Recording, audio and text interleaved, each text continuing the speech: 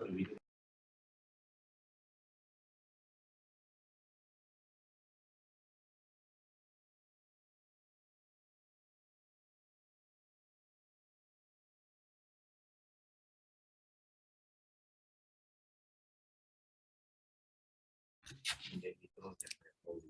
Leila. Morning, ladies. How's everyone on the International Women's Day? Everyone is doing well, and let me just start off by saying thank you to all of you for joining me in this conversation. You know, today's a very special day for all of you. So this is your day, and this is a conversation where we as ladies will simply chat about, you know, the theme for this year, which is break the bias. Our conversation will be free flowing, and feel free to just tell us what you've been through, what you think we could do better in this world, you know, as women in the tax environment. That gives us a level of extra speciality in terms of the fact that we're all women in tax. This conversation is sponsored by ATAF under the Tax Time, particularly under the ATAF Women in Tax Network, which the founder of this particular conversation. It's a chat that happens once a month where we bring together women in the tax environment to talk about, you know, matters pertaining to gender, you know, matters pertaining to taxation and tax policy, and how we as women can help improve that environment for the women that come after us and the women that already lead, and for ourselves as well. Now, as mentioned before, this year and today particularly marks International Women's Day. So happy International Women's Day to you all. It's the 8th of March, and this is marked every year. Thank you. And this year's theme in particular is break the bias. You know, as women, we have had our different experiences in different environments. You know, we've felt a level of inequality, discrimination, and, you know, just a sense of prejudice in our different working spaces. So I'm going to start off this conversation by asking you all to answer particular questions, giving us your experiences and all. And maybe if I can start with you, Wapinu, the question to you is, have you ever experienced any bias or stereotypes in the office or in your working environment, whether currently or previously? And how has that been for you? Okay, thank you, Leila. Hello, ladies. Once again, happy International Women's Day. Have I ever experienced any bias? Yes.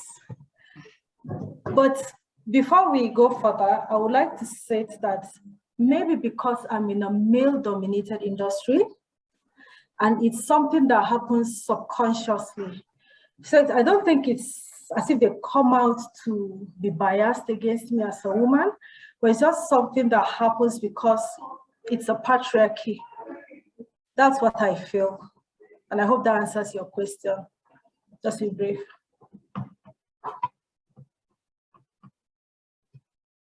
Hello, Leila, are you there? Yes, I'm right here. Would you like to share some of those experiences that you've had now that you've mentioned that you have experienced some bias in your working environment? What would that look like to you? What has that looked like for you? Okay. First of all, I see it as sorry, is this going live? Yes, it is. Okay. So first of all, I work with West African Tax Administration Forum, and we work closely with Federal Inland Revenue Service in Nigeria. Firstly, it's a tax world. They call it taxman. So whenever I come into the office, it is hello taxman. You don't hear taxwoman and all that. Then there are some assignments that are not given to me as a woman because they feel you need to stay back and take care of your family. I remember during the pandemic when Nigeria was on lockdown and the federal government came out and said, okay, level so can resume work. My supervisor was not around, he traveled. So I had to come in and step up to do his tasks. I was in the office representing him for all the period every other person was at home. Suddenly, everybody resumes. There's an assignment to be done out of state. Everybody remembers, oh, she's a woman. She can't leave her home. She needs to stay in the office while the men go out and do the work. I see places where a woman is pregnant here in my organization, and then they're like, oh no, go out, there's a corner there, you can go there and sleep. Meanwhile, the woman is strong and she keeps saying, no, I can do this, I can do this. They're like, no, we don't want to stress you. Go to the corner and sleep. In my office, I remember we advocated for like a daycare, crèche or something that will help mothers stay concentrated on their jobs. And then the acting EC then shut down the idea. He said that it will be too distracting, it will be this, it will be that, a woman is this, and I still can't wrap my head around it. If a child is in the office environment with the baby, the mother, it's easier for the mother to go see the child and come back to do her work. Several times I've taken my baby to school and then I'm on a call conference.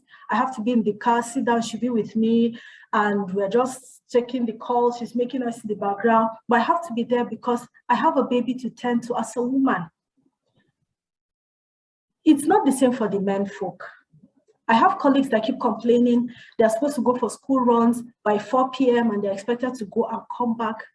I think the environment just doesn't cater to women, especially this tax environment that we're in, and especially as it relates to where I am, Nigeria, Federal Inland Revenue Service, where I came from. That's a little bit I will say.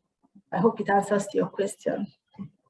It does, it really does. And honestly, sorry for your experience on that. You know, feeling that people make you feel like you're less competent to maybe go out in the field, or putting you in a place where you have to be considered as secondary rather than the primary for any particular activity, based on the fact that, you know, you're an expert in what you do, can tend to be quite disheartening, honestly. Maybe if I could ask the same question to Eunice, please. Have you ever experienced any biases or stereotypes in the office, whether in your current job or in any other place of work that you've ever, you know, worked in? Okay, thank you very much, Leila. I think I'll start answering your question by an incident that happened yesterday in our country. I don't know whether in South Africa or in Nigeria you have motorbikes. Do you guys have motorbikes, like a bicycle? So yesterday, a woman along a road called Forest Road was driving. Unfortunately, she hits a motorbike. And sadly, this is actually something which is online. And you can imagine what happened to that woman. The motorbikes came all over, actually undressed her. And I sat back and I wondered, if this was a man who was purely involved, regardless of who was on the right or who was on the wrong, if this was a man, would that really have happened to her? But maybe she was abused, embarrassed, because by virtue she's a man. But that's bringing it home from a global perspective, what is happening to other women in the world, not just Kenya, probably in South Africa, Nigeria, the same is happening. But I'll probably answer that question based on where I used to work before. Before I joined Kenya Revenue Authority, I worked in a private organization. And unfortunately, in terms of leadership, I was the only lady in that organization. So what did I like? What did I not like? The environment I was in. Every time I walked in that office, they would say, leave her alone. She's single and lonely. That's why she has a lot of time in the office. Okay. So what did they view me as? They viewed me as I spend so much time in the office, not because of hard work, I have the competencies and the skills, it's because I was single and lonely. That is one of the stereotype of the bias I experienced where I used to work before in a private organization. What do you feel about that? Emotionally, you feel very drained because they have already stereotyped you as a single and lonely person. So in terms of your decision, as you make your decision, they look at it from that perspective. The other thing I really used to hate when I used to work in that organization, they used to call me a queen. But the queen was a connotation because I'm a woman, because nobody else in that organization was referred to as a man, as a king. But these are some of the biases that women were experiencing.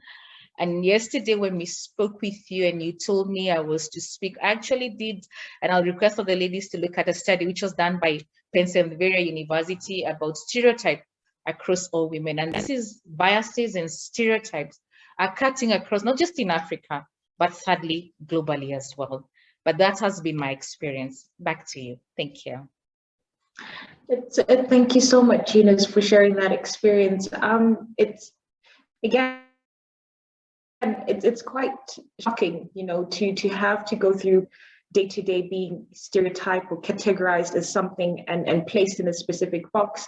That definitely makes it harder for me and for you or any other woman to actually have to maneuver within the working environment. You know, believing that we wake up in the morning thinking that we're going to work for work, and not realizing before we actually get to do the work we do, there's several hurdles and stumbling blocks that we have to go through to justify that.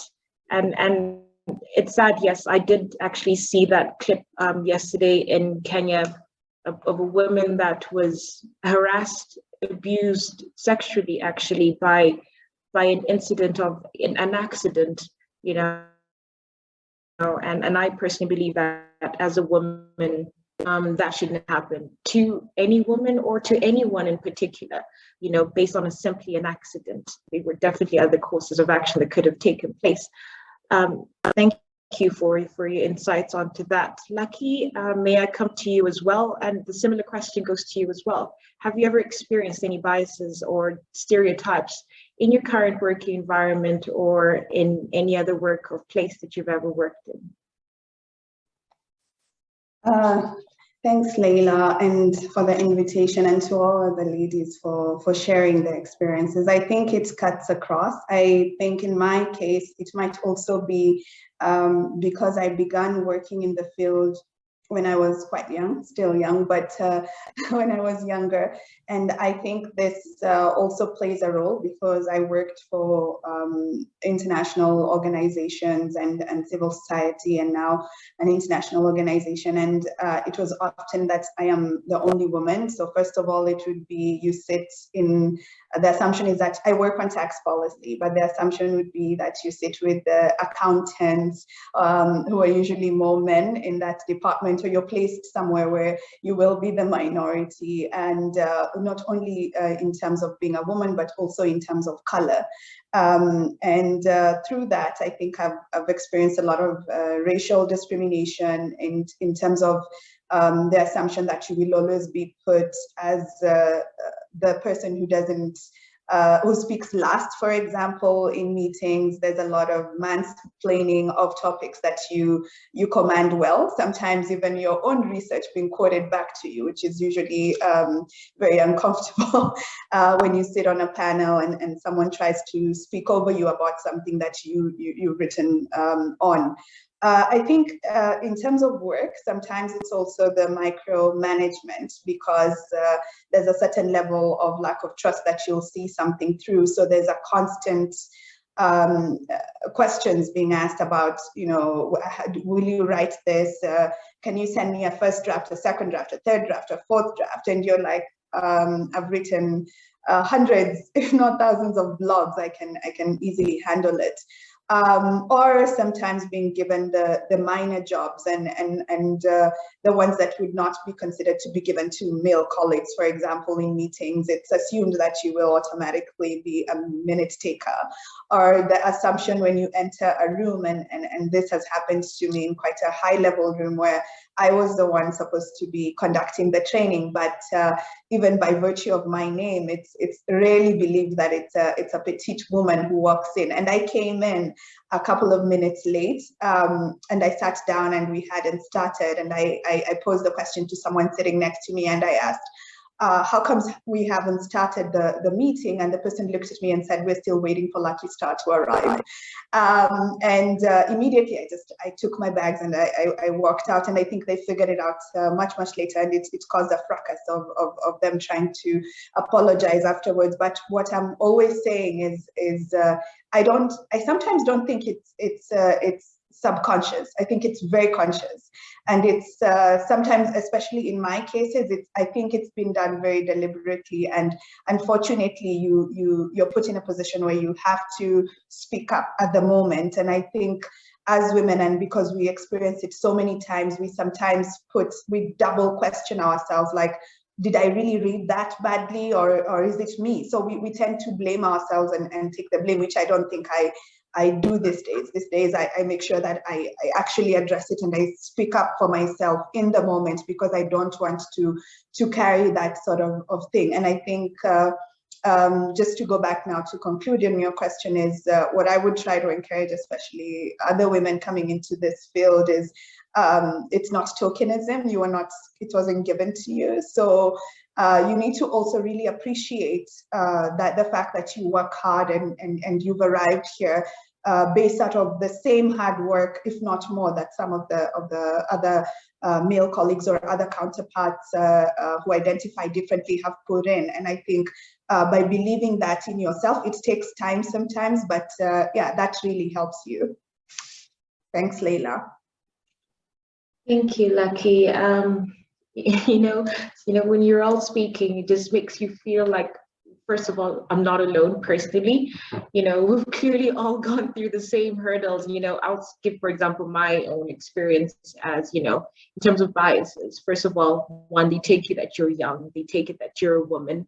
So like you, they start questioning your own competency to actually be able to articulate something or be an expert in a certain field. So you constantly question, and the example that you're giving about having to write a draft of a document and being questioned over and over, repeat this, can I look at your second draft? Can I look at your third draft? And it's not as if your first draft was actually wrong. It's just that stereotyping that, one, that you're a woman, that you're probably not an expert in the tax field, or two, that you're young. And that double dose of discrimination and inequality that you're given as a woman really does affect, for example, your working environment. And you sit there and start questioning as well your competency and whether at all you can actually do what you can actually do, and sitting and hearing that makes me go into the second question, that talks about how did the stereotypes affect you, in your working environment. And Lucky, you've already started off by talking about some of the deliberate actions that you've taken to actually correct that for yourself. So maybe if I can continue with you, how has that been, and how has that actually affected you working in an equal world with your male counterparts? I think one of the things that it really starts affecting you is you triple question yourself, if not more. I think you start to doubt even things that you're extremely good at. I come from a very research intensive background. I think I'm a very good researcher, and at times at the beginning when you receive this, like, send me double draft, or don't write an email to so and so without running it by me first. Sometimes it can give you those instances where you start to doubt yourself. But I think generally in most of my cases, especially in a previous engagement, it was very unconducive for team building, trust building. And I think that this kind of environment really just, it's a bit, it makes you a bit of a tacky person, where you're always also trying to find out what's going on, trying to be ahead of things, and that doesn't really give you good relations with your colleagues. Or when someone tells you something, you're in doubt of their intention towards you, and I think that that's a very unconducive environment, especially when it's coming from, let's say, your supervisors or from your higher ups. Then it's a very tense environment for you to work, and I don't think it also helps you grow, because most of the time then you'll be not considered for promotions, or in other times where I felt like there's a deliberate effort to look for a particular mistake, even when there isn't one. So it would be even, you didn't put a comma here, or rather than even the substance, or commenting on a paper where there are no substantive comments or there are editorial comments, which is not even supposed to be the job of the person reviewing that document.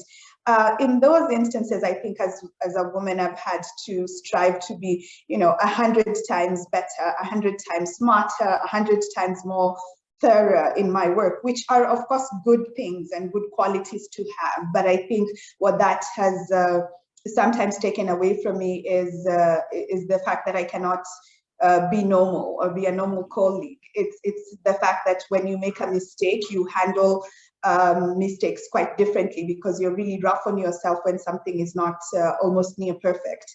And I think these days it's better because we manage to have forums where we can address issues of our mental health, how we feel.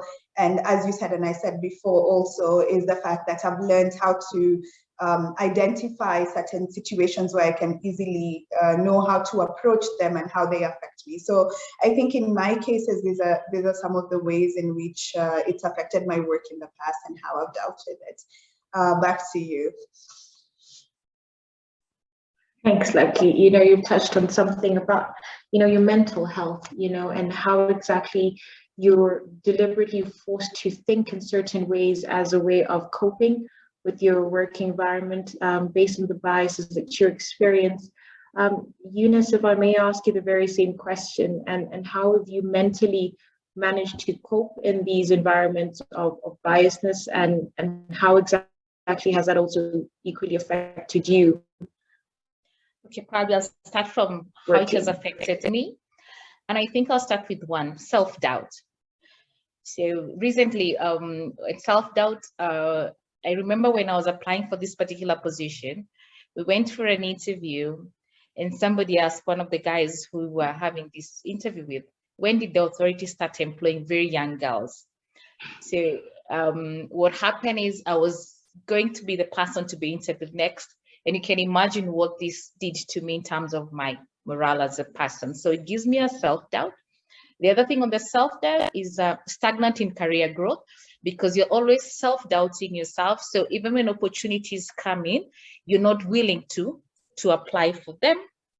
And then the other thing on the self-doubt is longer time to execute tasks. Like Luckystar said, she'll take longer to even do a speech because she's always doing self-doubt. So a task probably would execute within 30, 40 minutes. Now takes you longer because you're always self-doubting yourself. That is on the self-doubt. Secondly is on the role morale. You actually are not enthused to work, because you can imagine in an organization where people are stereotyping you as women. So you have very low morale towards even work. So do you give your all in the office? Not quite. So it also gives you a role morale. Then the other one is where you accept the toxic environment. So you're driven by it's normal, so it's acceptable. So you accept the status quo, and that has also a huge impact on your productivity on a day-to-day basis. So that's from me, the other thing that has affected me on just acceptance. And the other thing is on conflict in an organization. So there'll be this conflict because if, for example, you work in an environment where it's male domineering, like most revenue authorities, it brings conflicts in that organization. So I'll pick up from those two: the self-doubt, acceptance of a toxic environment, which stagnates you in terms of your career, and then the issues of conflict. So that is how it has affected me personally as a person. I think that was the first question. What was the second? No, I think you've answered the question. Thank you so much, Eunice. Thank you very much. Thank you. Maybe if I could also go to Wapinu again before I ask Rufilo, who has joined us, to equally answer the question. The question to you, Wapinu, again, is of course, how has the stereotype affected your working environment? Maybe before you answer, I can give you a bit of my own experience as well. Is that, there was a job I once applied to and I got it, right? And once I walked into that office, like you, Eunice, the question was, oh, when did we start hiring young girls? it had nobody asked me about my competency or even the role that I was coming to fill in. You know, you start hearing corridor conversations, oh, she was probably hired because she's beautiful, or she was hired maybe because she knows the owner or founder of the organization, and which unfortunately was not true. But that stereotype and level of, you know, classification that you actually go through just because you're a woman, or maybe because somebody believes you're beautiful for one reason or the other, becomes a factor for consideration rather than your level of competency in the field. And again, like you, Eunice, it definitely places a place where you start doubting yourself, and the level of morale to engage with your colleagues, you know, you keep yourself at a bit of a distance because you already have the perception as well that they're not coming with clean hands in law, but they're not coming with a clean heart to come and engage with you. And that gives you a very difficult and a hostile working environment. Rufilo, maybe if I can start with you, sorry, Wapinu, because I can see that you've joined and you're having a bit of connectivity challenges.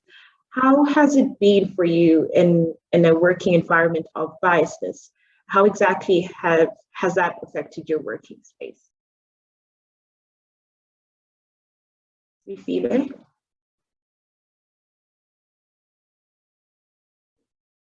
Sorry, Rufilo, we can't hear you. Okay, I think maybe Rufilo is still having connection problems. Wapinu, if I may come to you with the very same question, how has that been for you? Okay, thank you, Leila.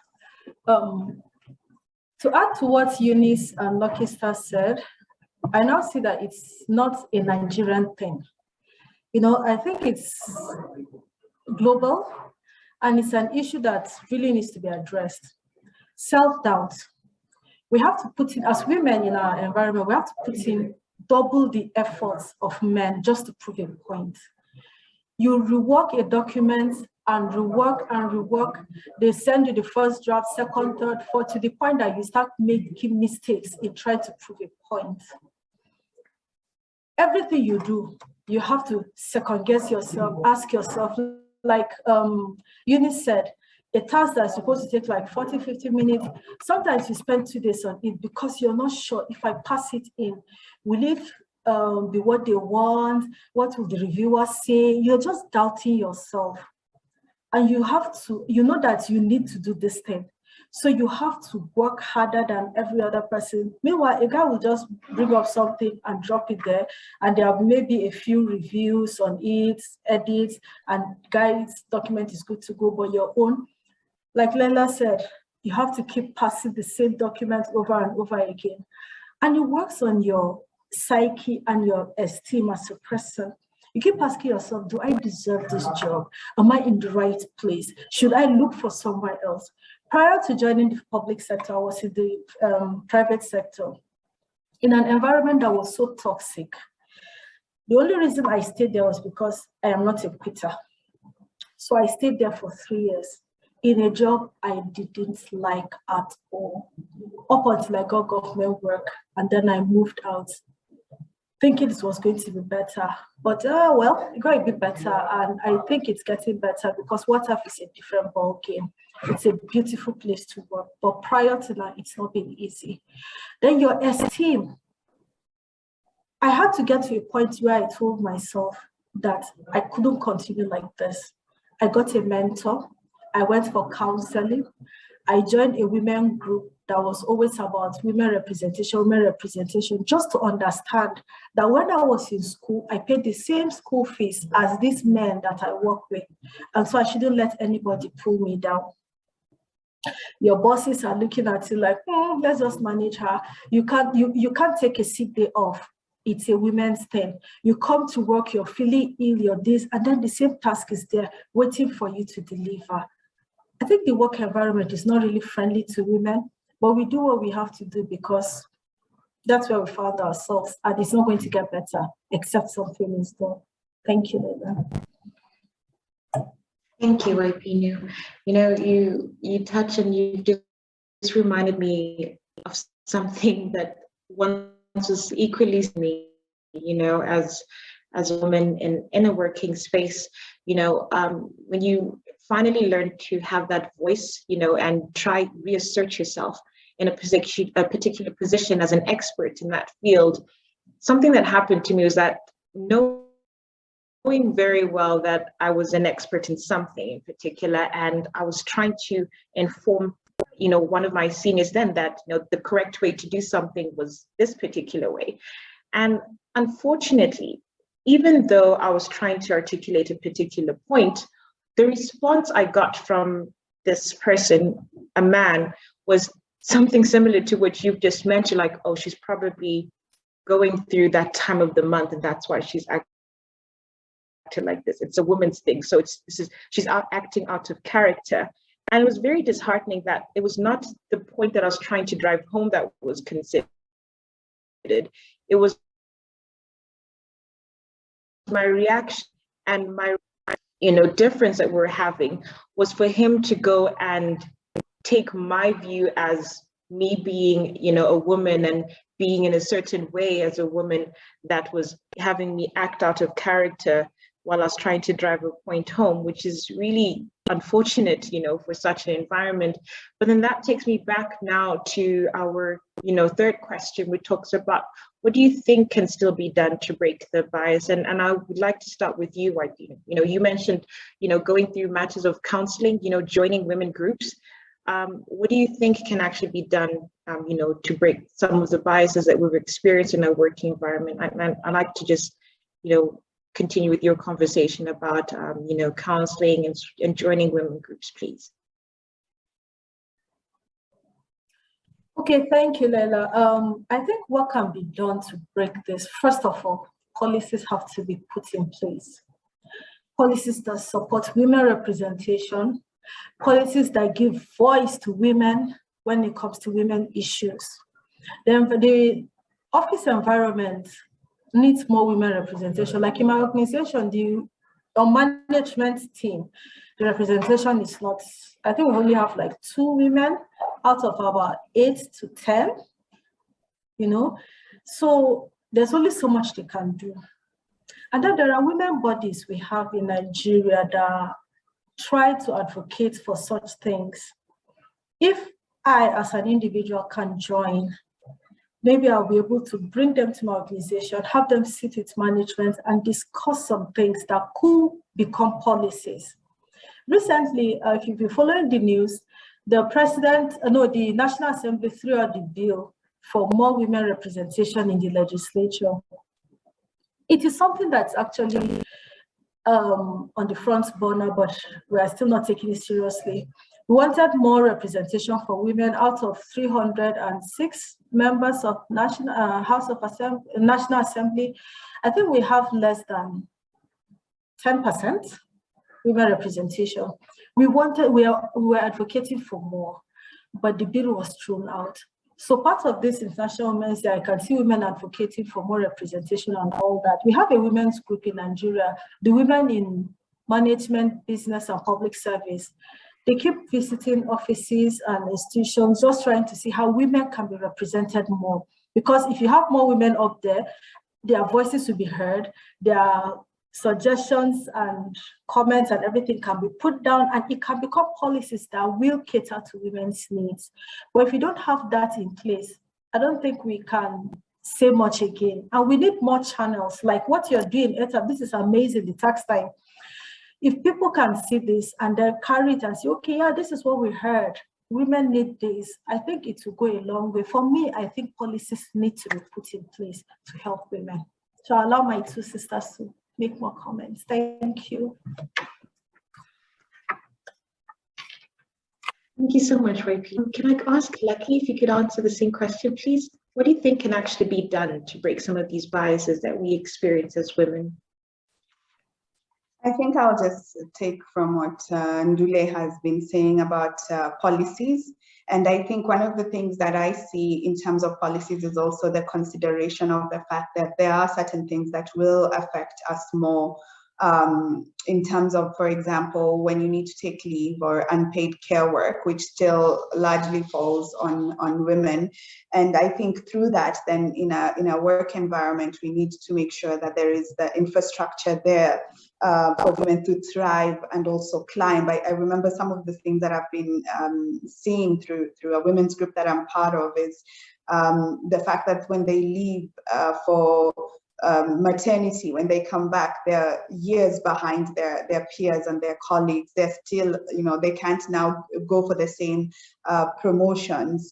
So I think looking at the policies internally that we have, paid leave days, having lactation room, flexible working hours. And I think that this has been one of the things that during COVID, we've been able to even see and understand that we can work from home, but it's surely not easy for women, because you still have to, take care of kids for those who have kids, or take care of the household and do a lot of other things that are not considered in your work.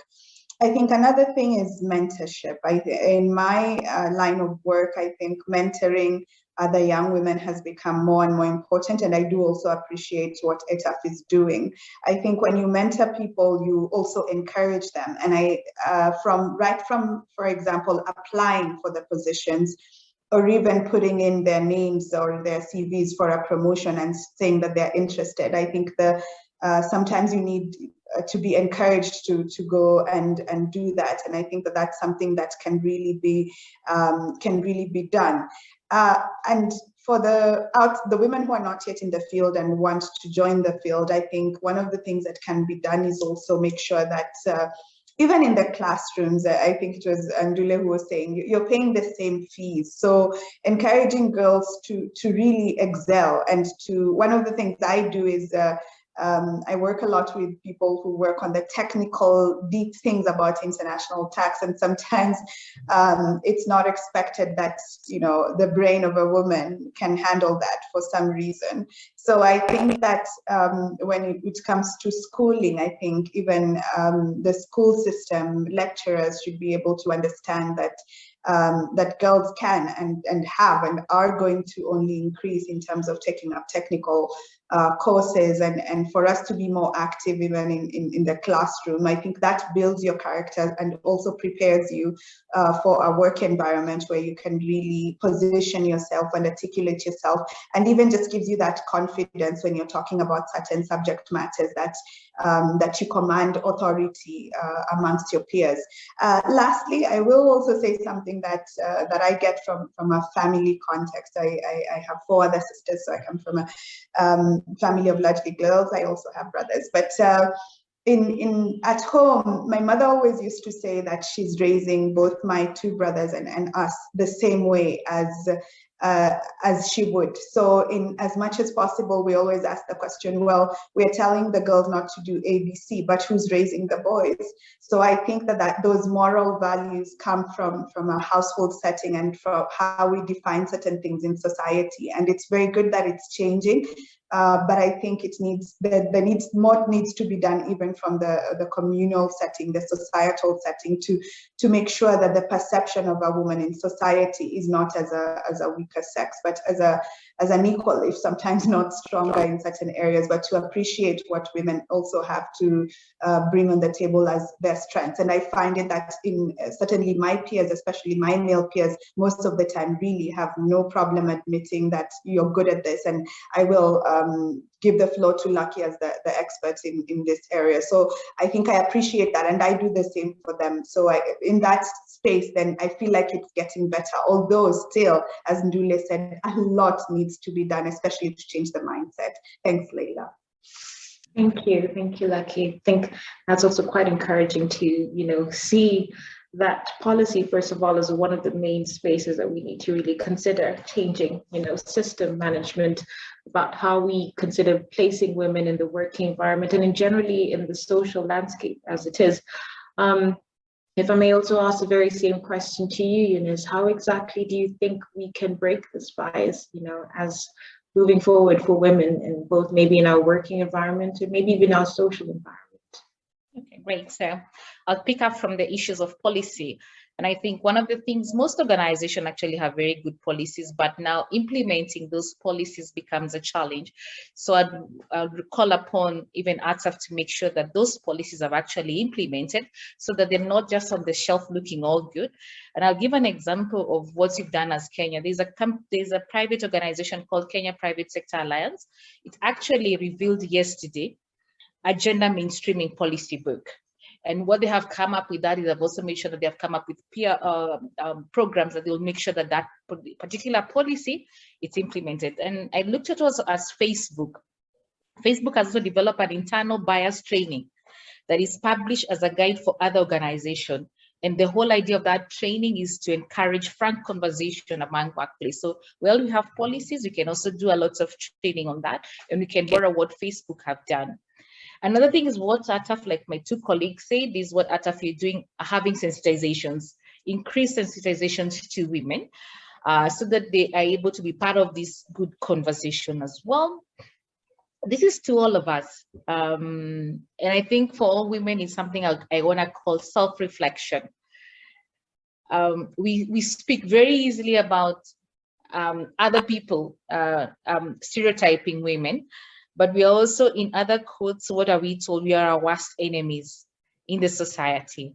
So I'd also request we as women to have a self-reflection so that we are able to encourage other women. What am I putting into, like, we as women, today we have Luckystar, we have Leila. How are we treating, when we do a self-reflection, are we encouraging biases at our workplace? So being part of the movement by having a self-reflection is something I'd also encourage us to do. The other thing is standing up against gender bias. Most of the time, because we've been comfortable where we are, we've accepted the situation. So we hardly, if you see, for example, is a staff in your unit who is facing the stereotype of bias, we hardly speak out. So I would encourage also women, we have the courage to stand up. And finally, like my two colleagues talk about policies, but for me, policies are good, but to ensure that those policies at the workplace are also implemented. And likely, like what Luckystar said, having women back in the society, being part of the women movement, being part of the society so that we educate them. You know, most of the time we realize we are the ones who are educated, but do we take back that training that we've had back to our respective society? When you go home, do you have these women groups and just encourage them, find out what are they doing, what are the challenges they're facing, and do you have sessions with them, those mentorship sessions back in the society, not just in the office, but also back at home, in our respective homes, not in town, but back home where our mothers come from. Yes, thank you very much. Thank you, Eunice. You know, you've touched on a very important point, and I think all of us, I think all three of you have also mentioned it directly, maybe also indirectly, about, you know, the mentorship programs and having someone to guide you and to assist you, you know, in your growth as well. You know, and something that you said, Eunice, is, you know, as women, are we also self-reflecting and also helping break that bias within the working environment, especially with upcoming women in the same spaces as us? You know, what exactly are we doing to help break that bias, to help strengthen the women in our workspaces, you know, to encourage them and let them lead in what the fields that they are in, with, you know, giving them that room to grow. And I'd just like to maybe touch a bit more on that, you know, and I'll start with you, Eunice.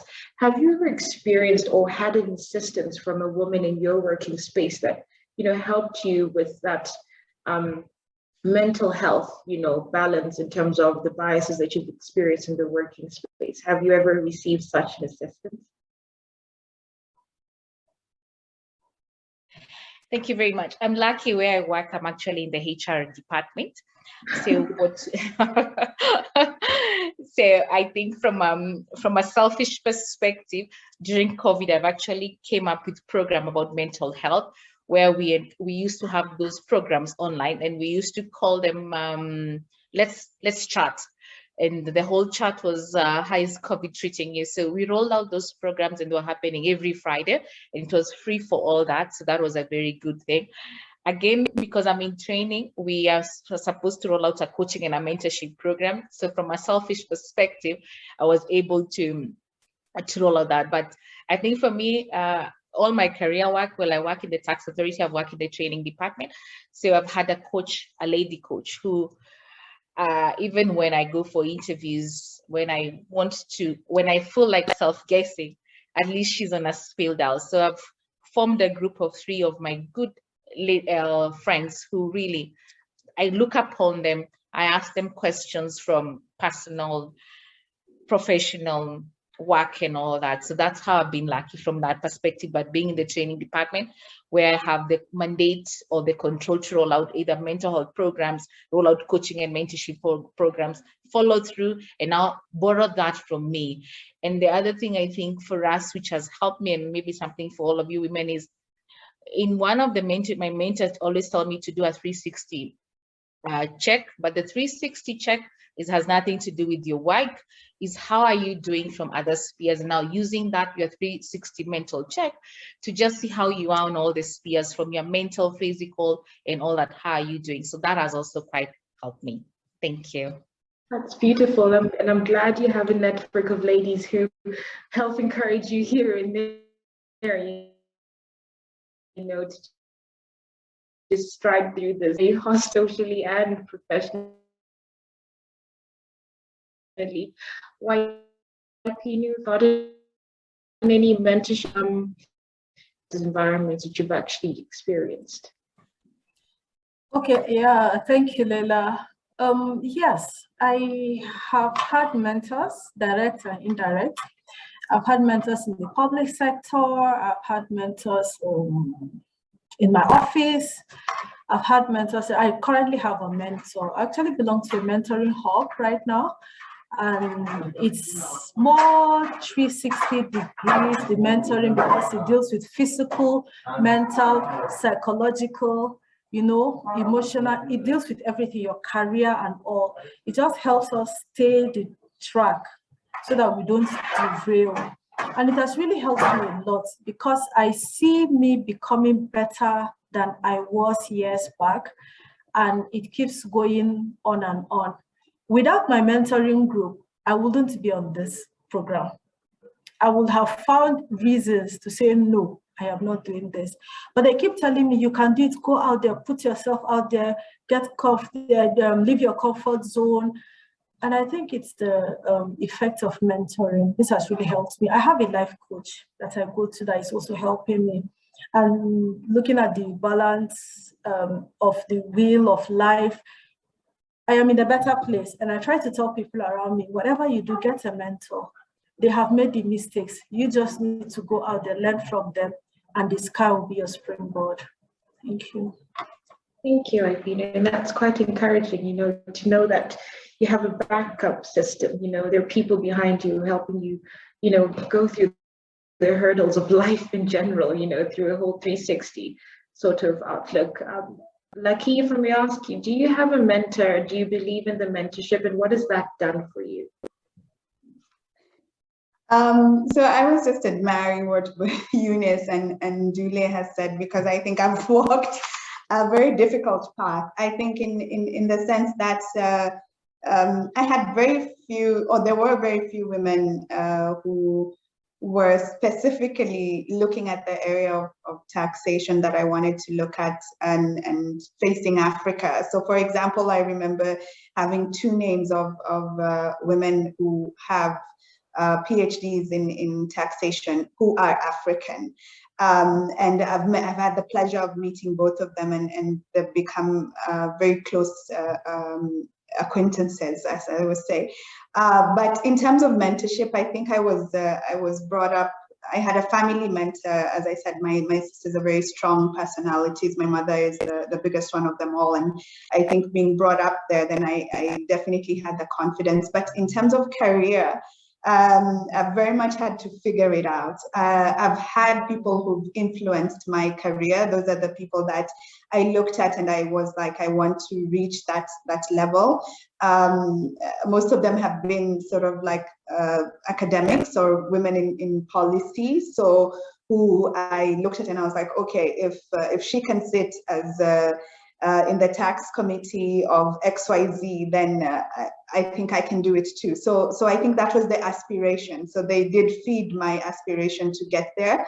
As I grew, I think younger women started to ask me to be their mentors, and that sort of made me rethink how I would, I was very afraid of accepting them because I was like, what if I give them wrong advice or I mess it up? And so I took up some of this trainings on how to be a mentor. And I think through that, I learned also to now in my circle of friends. So in my mentorship, and what I keep telling people is I also believe your peers can be your mentors.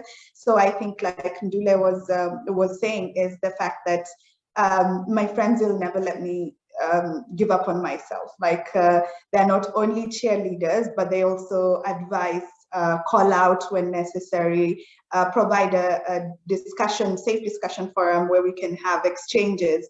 And I think through that, even sometimes just back and forth, even just message them and say, I'm doing XYZ tomorrow. Can you just advise on what you would say? And I think you get back a lot of great feedback. So I always say that your mentors don't necessarily also have to be older people, or the thought sometimes is very different. I think also your peers, you can seek advice from your peers and exchange ideas through that, and they can feed you. But then I think also in feeding, and this is why I like what ATAF is doing, is also the women in ATAF is sometimes I have some of this women in policy who work for tax administrations across Africa.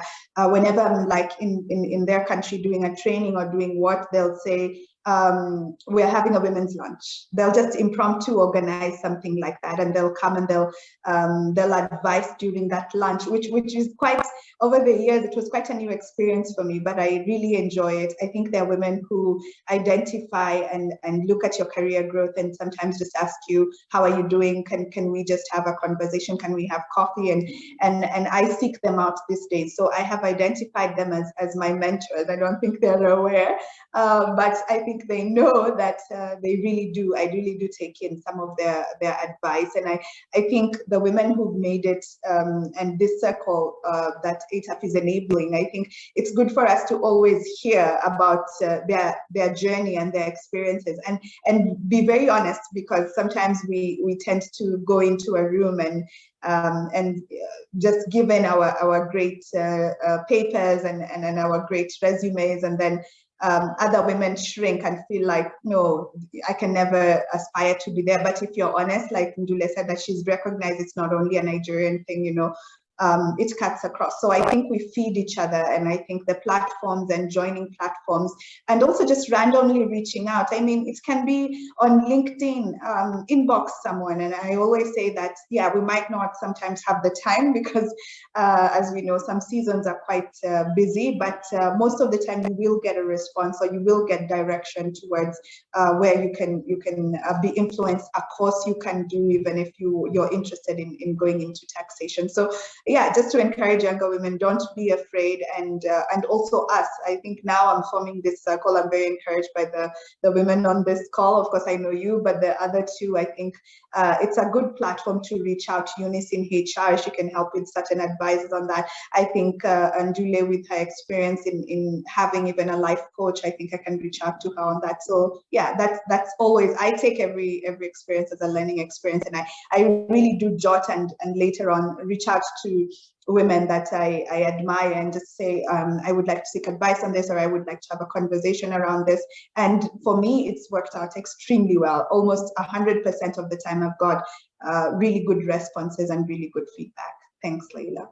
Thank you, Lucky. And speaking about this, and I think maybe this is where we can speak about a bit more about what ATAF has managed to do so far, with the reason why we're actually sitting here next time has initiated the ATAF, and that network actually is here for this particular purpose, to encourage women and, to help address some of the inequalities that we experience, particularly, in the tax environment. We know that the tax environment generally over the years has been very male dominated, And we're trying to create an environment where we can create a space of equality, you know, amongst the male counterparts and the female counterparts in this tax environment.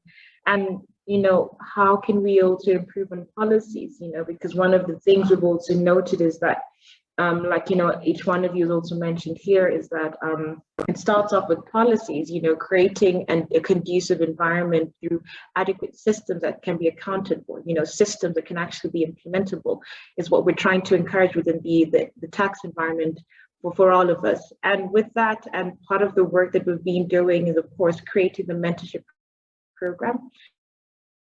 So the AWITN program, the mentorship program, where we're encouraging women in the tax environment, but women who also are working in the economic sector in Africa to find a way of speaking amongst themselves. So we're trying to create a way where we can pair women with each other and see how we can encourage and grow each one of us as well. And that, of course, touches into the environment of the leadership platforms that we do have. And if at all, you know, you need any assistance with your leadership, your growth plan, and, you know, speaking about or taking from what Lucky you mentioned, that you never really had that before, especially in the tax environment, you know, this also definitely will help maybe you or even help somebody for you, Lucky, to be a mentor and a leader for them, you know, moving forward, especially now that we're seeing a lot more younger women joining the tax environment. So this would be a really good platform to see how we can best reach out there. But with that, ladies, we've now come up to the end of this program, but let me just say thank you, each one of you. You know, what also it helped me understand is that I'm not alone. You know, each one of your experiences I have experienced, and I'm sure many other younger ladies, in fact, even our more senior, some of these things may not have known that, you know, they're not alone. And I think these conversations are frank conversations where we let people and ladies know that they're not alone and they are networks, whether within ATAF or even outside. Reach out to someone, you know. And one of the biggest things I've noticed from being in this Women's in Tax network is that the biggest hurdle actually ends up becoming our mental health, you know, our mental checks to make sure that we're in check. And it's not always about your level of competency, but it's just to help give you that balance within your working space. And in particularly now as we speak about tax. So with that, ladies, if I may ask you to just raise your hands and break the bias, please. This year's theme, if we can all just break the bias in our own working spaces, I think that will help. And I think we've all learned a bit more from each other, and I think we can definitely take that out to our other working spaces. So thank you all, and thank you for joining us in this second edition of the Tax Time. Thank you, and have a lovely day. And thank you for inviting us. It was good interacting with Luckystar and I forget the other lady. But I want to tell you something I read as we chat, as we end, is I read something from a lady called Chimanda, I think from Nigeria. This is what she said. Think of a woman who has encouraged you or made you feel good about yourself. Write to her a letter saying thank you. So for us at this particular day, Luckystar said she has women who have really helped us. So think of those women, and because you can do letters, you can send a text or a WhatsApp message just to say thank you. So that's my food for thought as we end this session. But thank you very much and have a good afternoon. Thank you. Have a good afternoon. Bye. Have a good one and happy International Women's Day. Bye. Bye. Bye. Thank you. Have a lovely International Women's Day. You too. Bye.